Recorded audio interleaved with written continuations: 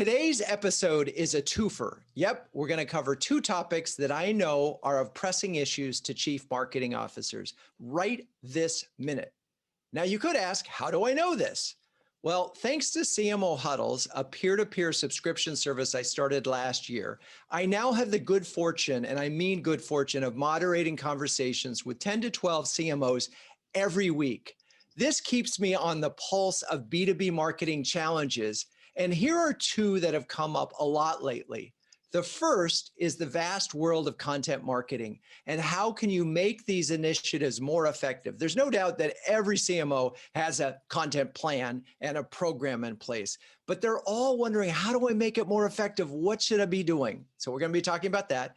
And then the second is conversational AI, but really, how can marketers help make every brand development rep or sales professional more effective in converting prospects into customers? And there's a connection between these two because content is supposed to be the thing that drives people into the funnel, nurtures them along the way. At some point, there's a human handoff. That's where conversation AI comes in. All right.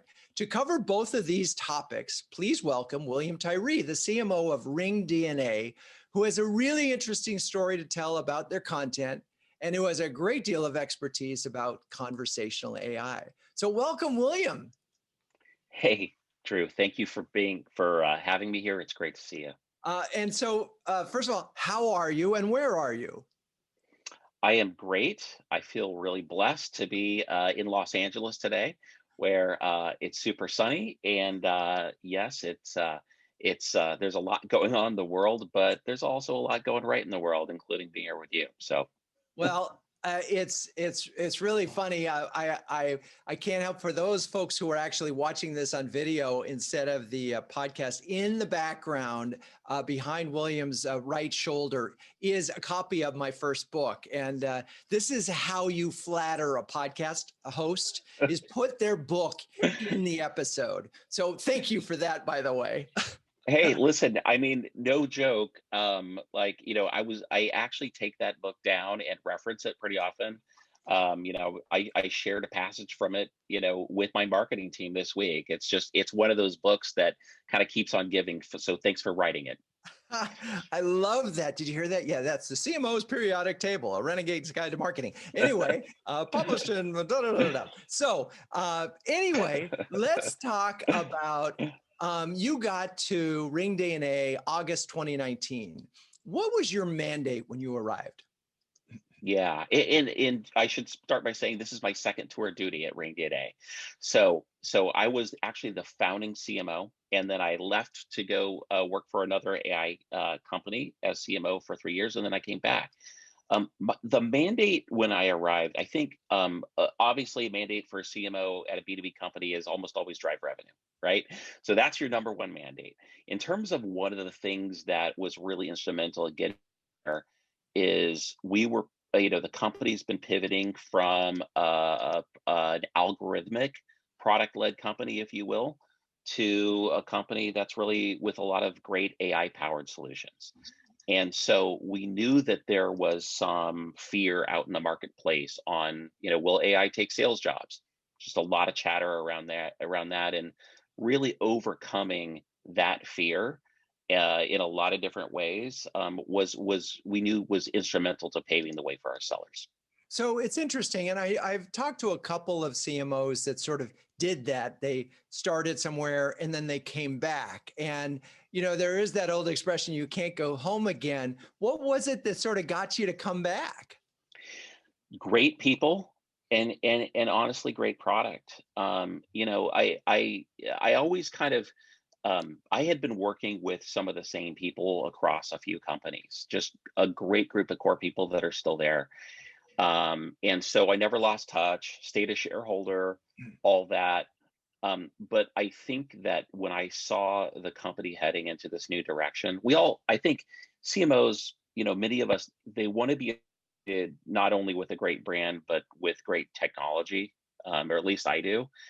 And I think that the direction that not only the company, but the market is headed for like what we call, artificial augmentation, using AI to make people better, make human beings better, just irresistible to me.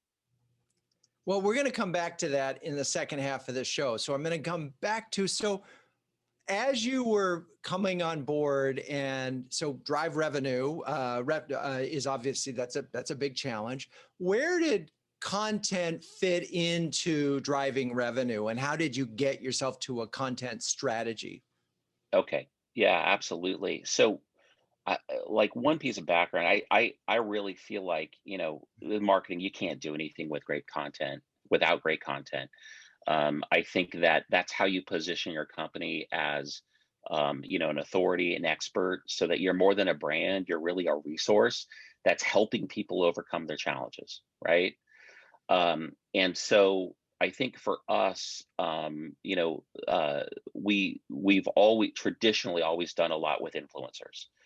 People who, I mean, we call them sales famous, where seller, there's just like a core group of 50 to 100 people that because you've read their book or you've listened to their podcast or something.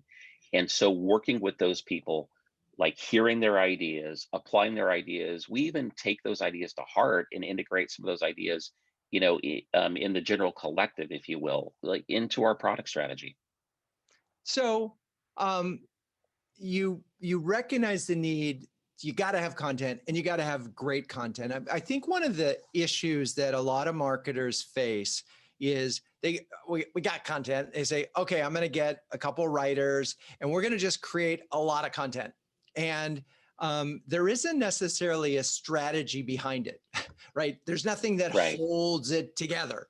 And that's part one. Part Yeah. two, there's often this issue of quantity over quality, right? That, there is a lot of folks who believe in a steady drumbeat, which I understand, but what that often means is the shortest distance to getting a blog post out every month, and not necessarily a blog post that has tremendous value, that's worth reading, that you would really want to share. So as you were looking at the problem that you wanted to solve with content, was it more content, better content, both? Better. Like for the most part, better, a little bit of more though. I'm person. I'm typically not an or person, but I think more content, but really it's about what we call like remarkable content, premium content, things that are really built for specific personas. And for the most part, if it's for professional reasons, it's edutainment, right? It's like, what are their core challenges? How can we direct things specifically, to them, that speaks to them, but also that they enjoy digesting, and it's entertaining, as well. I think the entertaining part is often what gets left by the wayside in B2B. So we wanted Yeah. to solve some of that. Yeah, and I couldn't agree with you more, that entertaining part. And by the way, I just want to pause on the word remarkable. I love that as a standard for deciding whether or not content is worth sharing or putting up on your post and connecting your brand to. And just think about that word, remarkable. What we're really saying is that it's worth sharing and remarking about, right? It's remarkable. So if that's your litmus test for content, when you came in, was there remarkable content on the website? I think that there was. I think that there was some good stuff for sure, absolutely. But we wanted to take it up a level. I think for me, it's kind of like hiring a team. You want to hire a team of A players, but the folks that are helping you do that contract, if they're influencers, for example, just want to make sure that you're dealing with the best. So, one of the things that we did to kind of help us get there was, and by the way, this was a multi-channel effort across PR and regular demand gen and things like that. But on the influencer marketing side and the thought leadership side, one of the things that we did which was a little bit unique, was acquire a podcast. So somebody I think that you actually know, Andy Paul. Not only do I know him, I was on episode 183 and 542. Nice. There you go. Yeah. Yeah, and in fact, Andy and I were having a conversation. I think it was one of the last lunches that I had was with Andy right before the pandemic. Really sort of said you're not having lunches, period, with anybody. And he was remarking about, and we talked about the acquisition that he had been acquired, and. So let's talk about that. So you acquired a podcast. I mean, first of all, that's a, I'm hoping people are thinking, gee, I wonder if I could acquire Drew's podcast. But that's a big deal. It's a big deal. I mean, he had, look, if I was on episode 542, he has a library, a massive library of content. So that's a big investment in one individual's library.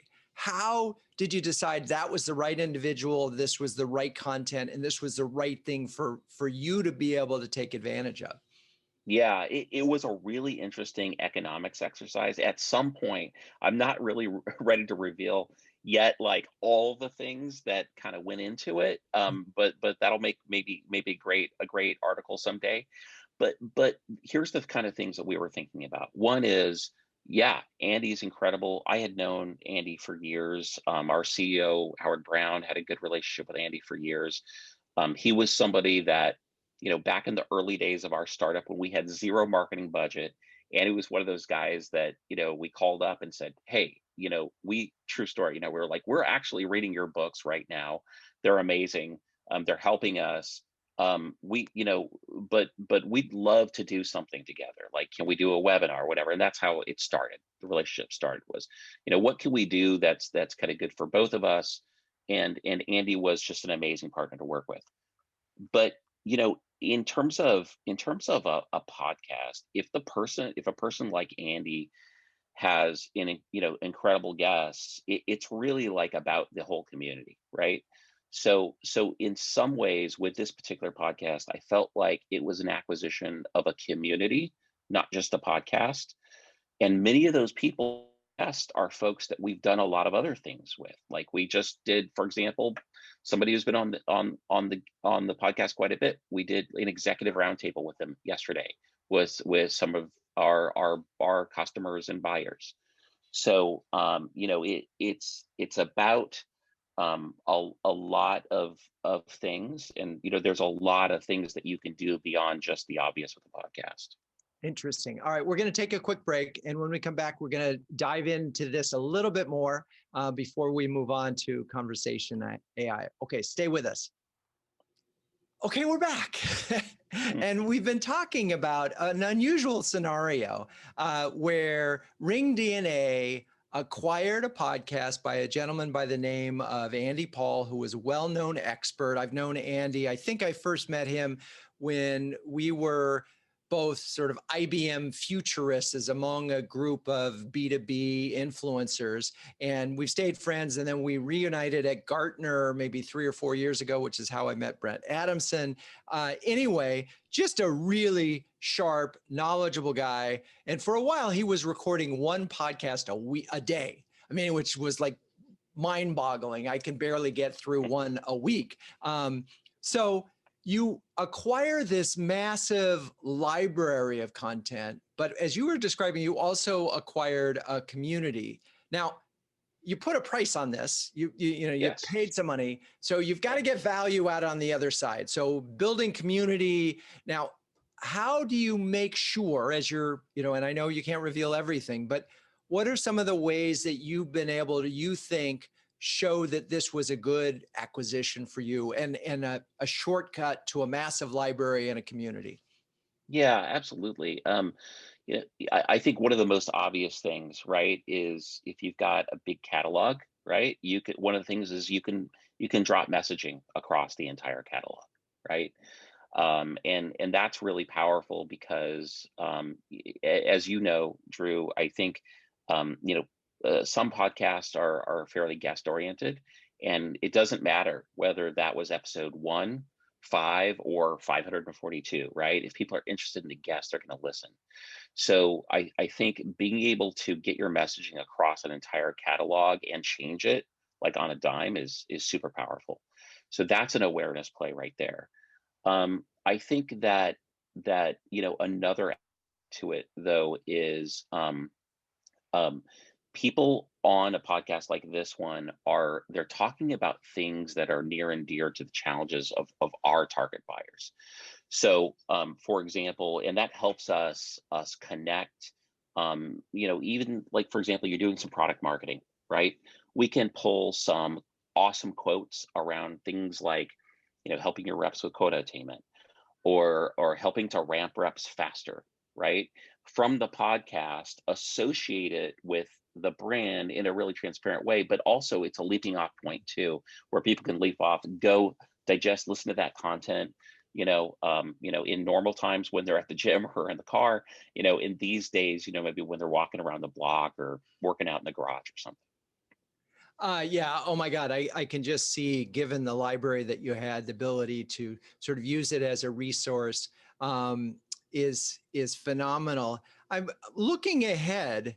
I wonder how this fits into sort of customer marketing and prospecting. I mean, suddenly is there, and also your ability to sort of learn what's going on in the marketing in the market as a result of having this ongoing podcast, right? Because it wasn't just the library, you're still producing them, right?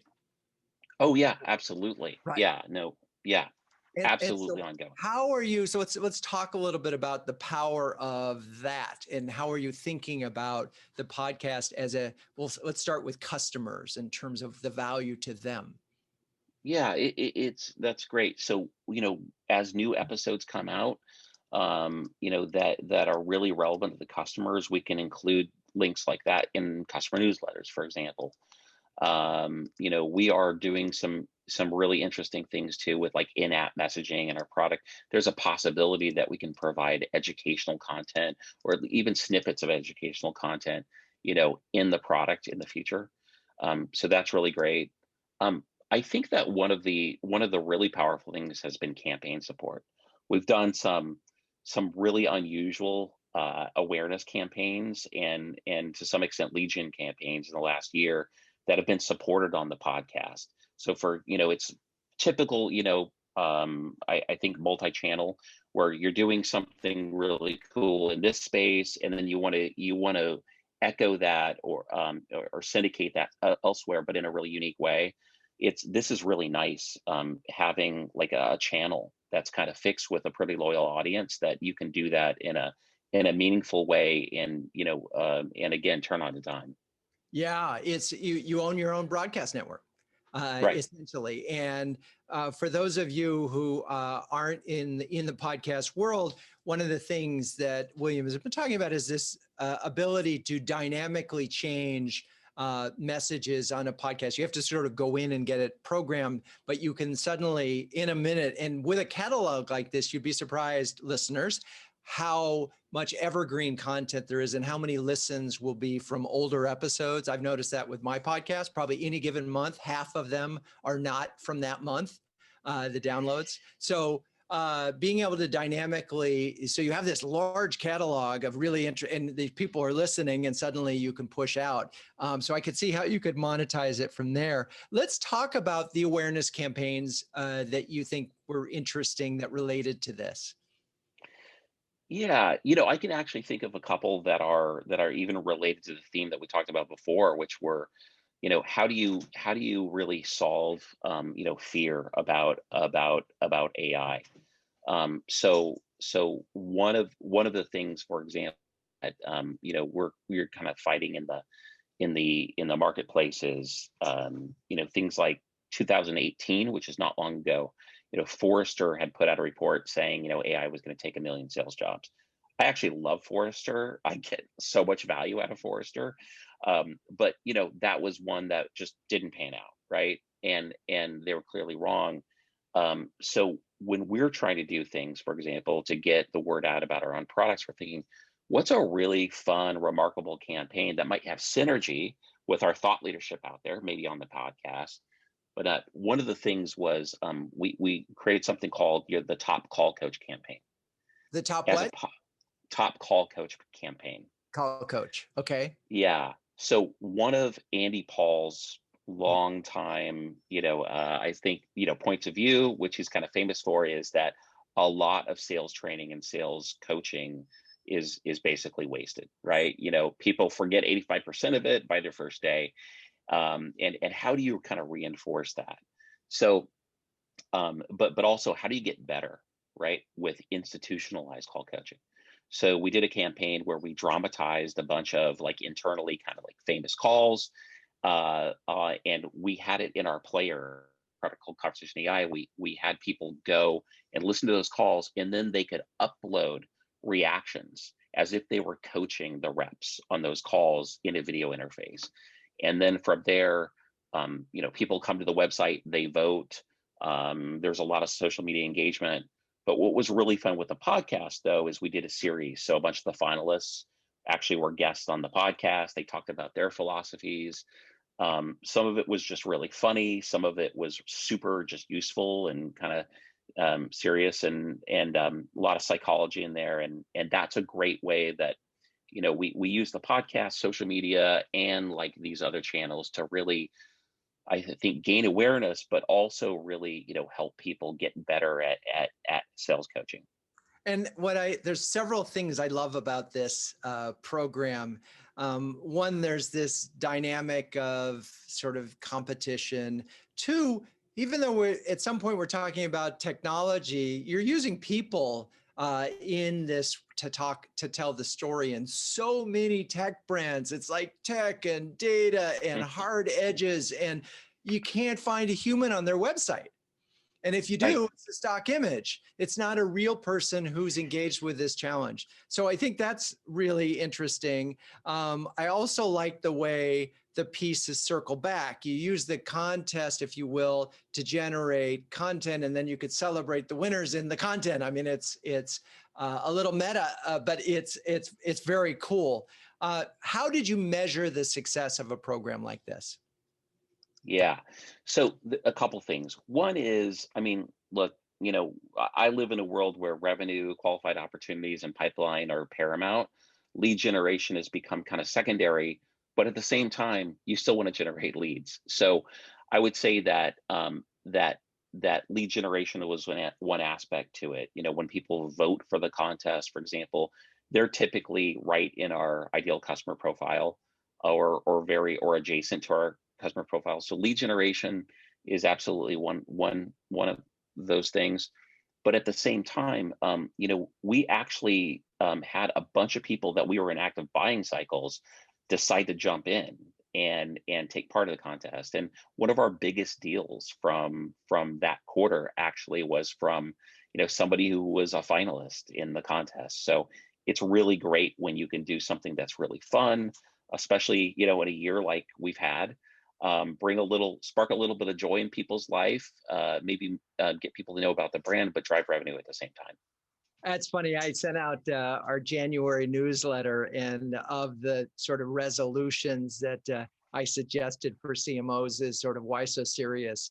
I know that there's a lot of craziness out in the world, but as you think about that, your brand doesn't have to be serious as some of the issues that facing. I mean, it's business and we've got problems to solve, but we can have personality and we can be human. And I would argue that now, in this COVID world, we need humanity and a little sense of humor more than ever to get through. So brands that deliver that. But what I heard you say actually that I thought was so interesting, and this is a big issue in 2020 and 2021, is getting a lead to convert, right?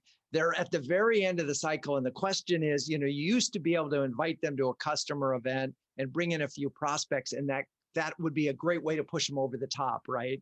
So this became a very interesting, and I suspect you didn't think that would happen, but it allowed you to sort of, we'll call it deal acceleration or deal close, that last, 3 feet to get the deal closed. This played a role. That's unusual. Yeah, it's interesting. I think for us, kind of life cycle marketing, if you will, is a bigger and bigger, and that's really looking at I think, to the extent that as a marketing team you can help your sales team, really partner with them to help them get some of their deals over the line. There's absolutely a point where sales does not want you involved in the deals, and that's totally fine and mostly totally appropriate, right? But this was a case where with something like this, it's kind of hard to not have that be a plus if we really execute on it right. Yeah, that goes in the win column as far as I'm concerned. All right, we're going to take a quick break and we'll be right back. All right, we're back. And we've been talking about interesting content programs. And I know you have another one that you did last year, right in the middle of the pandemic, and talk a little bit about that program as well. Yeah, so I think last spring, obviously people were going through a lot of changes, society, and one of the things that came up was that a lot of sporting events that people were looking forward to were going out. When you're thinking about your personas, one of the things from research, there's a guy named Steve Martin who teaches at USC, did a lot of research on salespeople and where they come from, who they really are. There's a huge correlation between athletics and the sales profession, and so knowing a lot of people would be missing March Madness last year, we thought let's do our own March Madness. So what we did is we came up with a kind of a simple algorithm to figure out the greatest 64 sales books of all time. We put those up on an online bracket, and the model was essentially let's one, raise some awareness a little bit about maybe it's a good time since we're all inside to all let's get better at our profession, right? So let's raise awareness about maybe some great iconic books that you don't know about, maybe some new ones that aren't on your radar yet. So really falling back into that category again of being a trusted resource. The way it worked was people come to the website, just like if they're picking, college basketball teams in March Madness, you vote, there were prizes, you could win a fair amount of money or things like, AirPods and such like that, things like that, for voters. But then there were actually prizes for the authors too. So the final four winners, we actually had, here's the podcast again, we had them on the podcast, and we later even had them at our conference called our Selling Forward conference. So it was a lot of fun. We got thousands and thousands of votes. It kind of exceeded all of our expectations. And I'm imagining you did some kind of media support to help get the word out about this, right? You can't just put that up and people will come. Yeah, that's right. We did actually we did email, a lot of social media. We might have done a press release to accompany it as well. But I think that the model for that was, if we really build this correctly and it's fun, it's attractive and everything, we thought we're actually to get most of the attention from the authors themselves. And that's exactly what happened. So we had, as soon as people were past the first round and they were confident, we had the authors would actually, with some of our support, we'd send media assets that they could use and things like that. They were actually just urging, their base of fans, their email list, their social media followers to vote for them for the next round. So what I like about this program, and the one, it's just it's a fun idea in a timely one, in a moment where, as you said, people could use a little fun and we're missing it. The second thing that it occurs to me, and it's the same with the program you described, it's wonderfully multidimensional. And I think often when people think about contents and promotions, they sort of think about them as one channel, really, is, oh, we're going to put this piece of content and we're going to drive everybody there. And this has that. And then there's this other thing, which Jeffrey Hazlett talked about in, I think, his first book, called Other People's Money.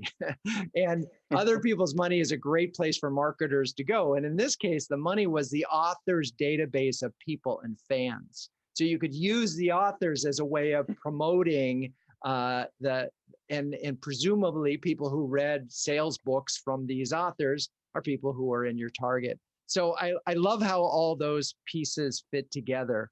So as we sort of bring this episode to a close, Is anything in the way you use your product for your marketing help you inform the content that you create? Because I know that conversational AI, the way you've described it to me and the way I've read about it, it's about helping salespeople make better decisions while they're on, while they're on a call, but also after the fact, learning in real time how to do things better. But can you sort of, based on what you've heard out there in the middle of one of these promotions, say, oh, we learned something? I'm just curious. I'm trying to connect dots that may not be connectable.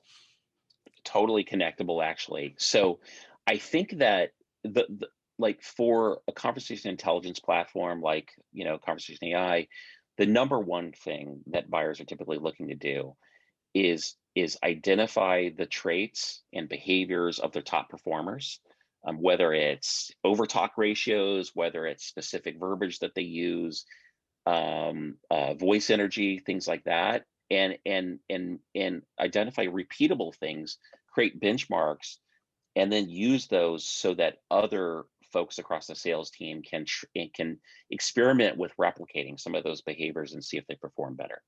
So that's number one, and it works remarkably well. Still, every seller is unique. Every seller is going to have their own unique point of view, and they should. But it's amazing what you can do. For example, if you just get a seller to do things like that are really measurable, like ask open-ended questions and listen more and things like that, right? But for marketers, yeah, it's really incredible. Guess what? You get the voice of the customer. It's unfiltered.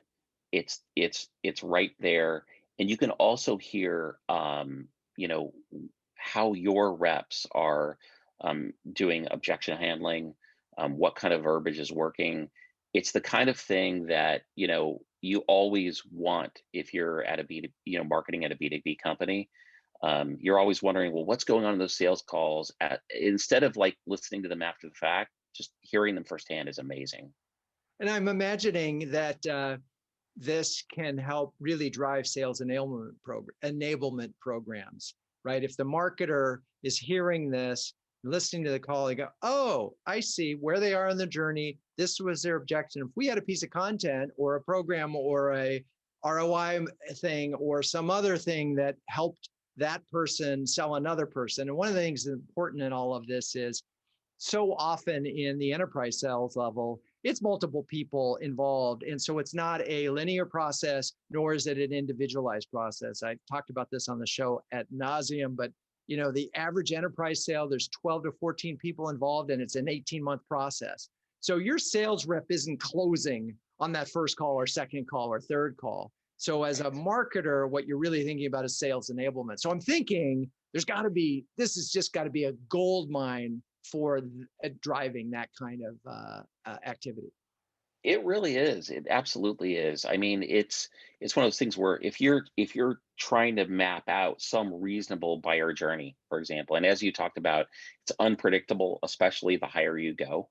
But if you can actually use this to get inside the mind of of some of your personas, right, at key buying stages, it can be really powerful to help you figure out what kind of messaging you need, what kind of content you need to support those sales efforts. So this comes in the door in terms of, hey, you really ought to be focused on how do you both train and hire better salespeople. And that starts by looking at the ones that you have that are doing well. So that's where you sort of get in the door. But then there's all this other information that you can glean as a result of having this. The thing I want to go back to just, your first statement at the very up part of the show was that this, the Forrester comment about replacing sales reps. And, my perspective on this, and I've talked to people in robotics, I've talked to people in conversation AI, the best technology helps, it augments the human, right? It's Right. not a replacement. And that's the hard thing that for people to get their mind around. And whether it's helping the rep figure out what to say right in real time, or whether it's enabling the sort of this, we talked about this with Pega and how they've built a system so they can just get the next best option in front of the consumer, right? Same kind of thing. It's augmented, it's robotics, if you will, using AI to help a human do their job better. Is that That's right. a fair assessment of the world that we're in? Yeah, absolutely spot on. It's interesting. We have, I mean, the concept of next best actions, as we call them, it's really, that's core to everything that we do. We actually think that, in the near future, every single rep, high performing rep, I will say, will have a virtual sales assistant. We actually have something that's in private beta right now called Yoda AI, and it stands for your own digital assistant. And essentially, like, the capacity with which it's used right now is essentially, you could be on a conversation with somebody, and you're a pretty new seller. I don't know what you're selling. You're selling like Ford Broncos or something, and you're thinking, I can probably wing this for a little bit. But then you get that person who has a lot of really, really detailed questions about the Ford Bronco, and and Yoda can say, hey, it sounds like they mentioned this. Here's a bunch of detailed talking points. Here's how to answer that question. And at the same time, it can also prompt people based on what they don't say. So if your job is like your sales development rep, and your job is to book meetings, and maybe 6 minutes have gone by and you haven't asked, it can prompt you to do something like that. So that kind of augmentation is exactly the kind of thing that makes people better, just in the way that Spotify makes great recommendations for, what music to listen to. It's to some extent, I think, the same experience, but professionally. So I'm imagining two scenarios. So when I was in college, I sold books over the phone for Time Life. And I could have really used this in helping me sort of figure out who this individual was based on their responses. But then I'm imagining the Google Glass version of this when I was selling encyclopedias door to door, which was another college job. And but I'm Right. imagining the future of all this is it's the maitre d' who says, "Oh, hello, Mr. Neisser. Here, thanks. It's great to see you again." But the sales professional at the same time is able to sort of have all this information at their fingertips, not in a creepy way, but in a way that is helpful to further the conversation. All right. I love Yoda as a name. Sell more, we must. Service more, we must. I'm curious, as we wrap this up, where is this going? What's sort of is Yoda's the future? What else should be thinking about as we look at enabling salespeople to use all this technology better? It's a great question. I think that what we're really seeing is a total transformation in what sales enablement looked like. I think that maybe the last decade for sales enablement was largely about creating like repositories online that maybe categorized videos for training, a place where sales reps can grab and go content in a centralized way so you can track it, and marketing can see what's working, all that. That stuff is all great, completely still relevant, not getting obsolete anytime soon. But I think the next stage is actually intelligent real-time recommendations for sellers. The most expensive thing that you can do is hire and train sales reps. And most organizations are doing it all the time because of the emphasis on quota attainment. And so if you can actually harness all that learning and feed it to reps in the critical moments that matter during conversations and other motives like that, you can actually get your sellers being a lot more productive faster. And I think that's probably going to be one of the biggest efficiency gains in terms of revenue and operations that we're going to see in the next decade.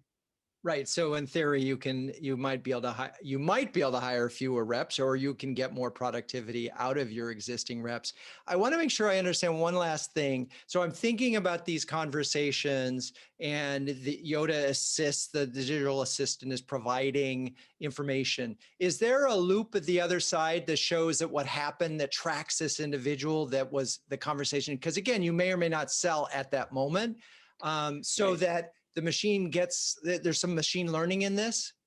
Yeah, absolutely, absolutely. So that's a really, really important piece to see overall across the platform what really works, right? In certain situations. I think the key is making sure that your machine learning is really contextualized. But one of the things that I really cringe at is just like data that comes out and it's like, we've all seen it. It's like, you know, if you say this word three Right. times in 5 minutes, you're like 80% more likely to close a deal, right? No, that stuff is really useless, I will say. And so it's really being able to apply it to specific industries, specific companies, specific sections, right? Within, and that's a hard thing to do, but that's absolutely where it's going. William Tyree, ringDNA, thank you so much for being on the show. Really appreciate it. I want to say, I know at this moment, my listeners saying, Drew, wrap this up. I'm finishing out my workout. My drink is empty. Get to it. But this has been a fascinating conversation. So thank you so much for the inspiration and the remarkable. Thank you so much. It's a pleasure talking to you, and just love the interaction and love the podcast, love the book, obviously. Thank you. Thank you. So, to the listeners, if you're still with us, do me a favor. Go to your favorite podcast channel and write a review of us. As one guy asked, give us a 6-star review. Of course, there's only 5 options. Give us a review or share the podcast with a friend. And that is where we're going to wrap up. Renegade Thinkers Unite is written and directed by Drew Neisser. Hey, that's me. Audio production is by Sam Beck. Show notes are written by Melissa Caffrey. The music is by the amazing Burns Twins, and the intro voiceover is Linda Cornelius. To find the transcripts of all episodes, suggest future guests, or learn more about quite possibly the savviest B2B marketing agency in New York City, visit renegade.com. And until next time, keep those renegade thinking caps on and strong.